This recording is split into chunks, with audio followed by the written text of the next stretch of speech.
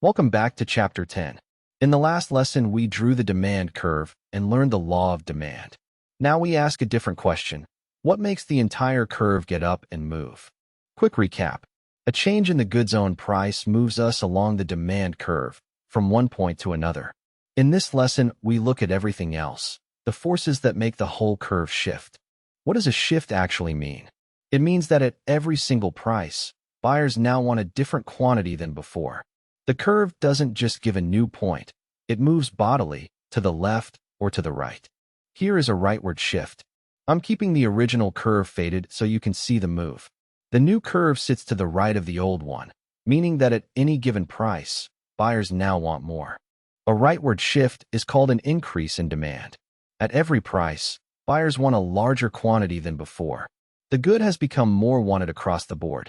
A leftward shift is the opposite, a decrease in demand. At every price, buyers now want less. The whole schedule of wanted quantities has shrunk. Now let's go through the forces that cause these shifts, one by one. The first is income. When buyers' incomes change, their demand for many goods changes too, but the direction depends on the kind of good. For a normal good, income up means demand up, a shift to the right. Most goods are normal goods. When people have more money, they simply buy more of them. Here's an example. As a family's income rises, they trade up, say from a Mazda to a Lexus. Their demand for the nicer car rises as they get richer. That makes the better car a normal good. But some goods behave the other way. For an inferior good, income up means demand down, a shift to the left. As people grow richer, they actually buy less of these goods. A classic example is a cheap staple like plain black bread. It's an inferior good. As incomes rise, people switch toward richer, tastier foods, and they buy less plain bread, not more. So the effect of income depends entirely on the good.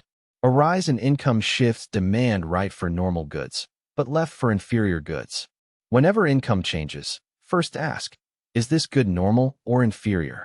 Here's the normal good case on a graph. Income rises, and for a normal good, the whole demand curve shifts to the right. The faded curve is the original. The solid curve is the new, higher demand. The second shifter is the prices of related goods. Strange as it sounds, the price of a completely different good can shift our goods' demand. There are two cases, substitutes and complements. Substitutes are goods that replace each other, like tea and coffee. If one of them becomes more expensive, buyers switch toward the other. They satisfy the same need. So suppose the price of tea rises. Tea drinkers start switching to coffee instead. That means the demand for coffee shifts to the right, even though the price of coffee itself hasn't changed at all. Here's the rule for substitutes. When the price of a substitute goes up, the demand for our good goes up, shifting right. The two goods compete, so a pricier rival sends buyers our way. On the graph, the rising price of tea shifts coffee's demand curve to the right. Again, the original is faded and the new curve is solid. More coffee is wanted at every price, purely because tea got expensive. Now complements. Complements are goods used together, like coffee and sugar, or cars and fuel, or cars and tires. You tend to buy them as a pair, because one is useful only alongside the other. Suppose the price of sugar rises. A cup of sweet coffee now costs more overall, so people drink a little less of it. The demand for coffee shifts to the left, again without coffee's own price changing. Here's the rule for complements. When the price of a complement goes up, the demand for our good goes down, shifting left. The pair has become more expensive to enjoy together, so buyers pull back. Take a bigger example, fuel and cars. When fuel prices spike, owning and running a car becomes much more expensive. So the demand for cars falls, and along with it the demand for their tires. Cars and fuel, and cars and tires, are classic complements.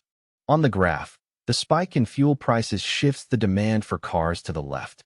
The solid new curve sits inside the faded original. Fewer cars are wanted at every price, because the thing they need has gotten costly. The third shifter is tastes.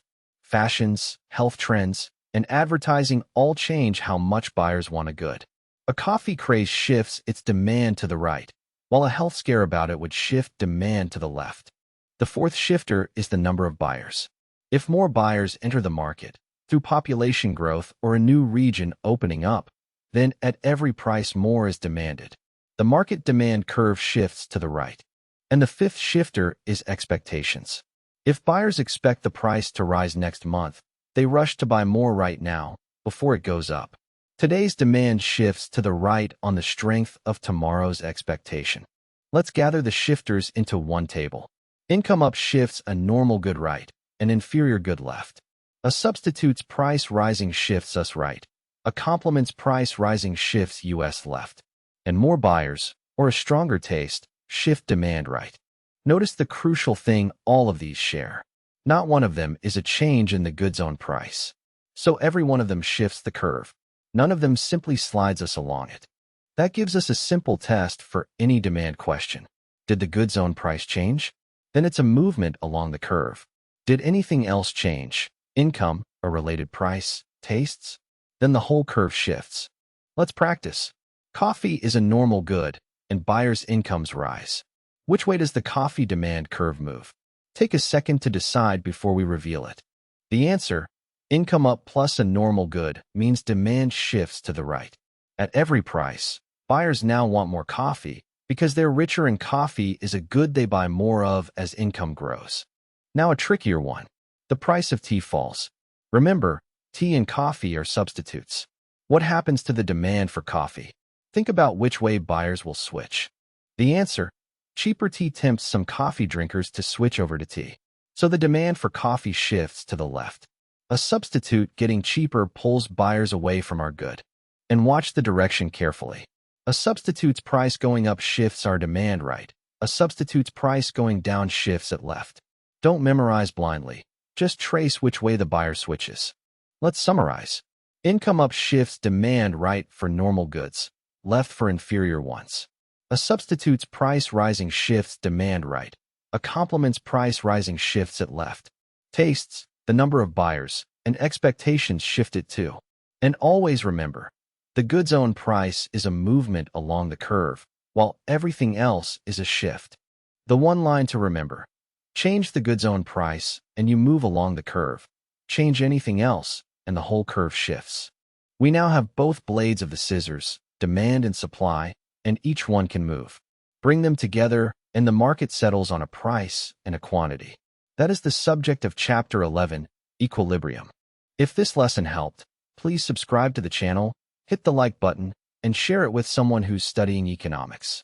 And to keep getting extra materials, join our members club, where you'll find the full quiz library, fully worked solutions, and more practice questions. Thanks for watching, and I'll see you in the next lesson.